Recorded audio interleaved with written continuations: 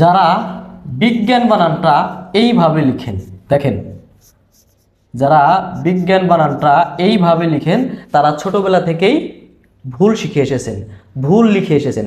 আজকে আমি আপনাদের 1 মিনিটেই সঠিক নিয়মে এই বর্গীয় জ ইয়টা লেখা শেখাবো ইনশাআল্লাহ। দেখুন, প্রথমে আমরা বয়রিষ্কারে বি দিলাম, তারপরে ঠিক এইভাবে লেখার পরে এই প্রবাহটা এখানে আসবে, এখানে আসার পরে এখান থেকেই শুরু করবেন, আবার এখানে এনে শেষ দিতে হবে, তারপরে আকার দিয়ে দন্তন্য বিজ্ঞান। বুঝতে পেরেছেন আশা করি। আবার দেখেন, এইভাবে আনলাম, আনার পরে এটা এইখানে দিলাম, এইখান থেকে এই প্রবাহটা নিয়ে আবার এইখানে আনবো, তারপরে জ্ঞান। বর্গীয় জ ইয়টা এভাবে আপনি বই দেখে মিলিয়ে নিন। আমরা এভাবে না লিখে শুধু এভাবে দিই, এভাবে দিই, এভাবে দিই, এটা কিন্তু ভুল, এটা হবে না।